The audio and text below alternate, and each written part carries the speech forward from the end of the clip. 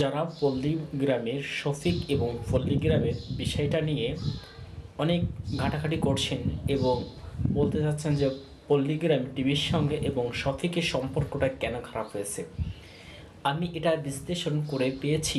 পল্লীগ্রামের সঙ্গে শফিকের সম্পর্কটা খারাপ হয়েছে এই কারণে, যেদিন থেকে দেখবেন আগুন পল্লীগ্রামে এসেছে সেই দিন থেকে এই শফিককে আর মূল্য করা হচ্ছে না। তাকে একেবারে বিলেন ফাটে দেওয়া হচ্ছে।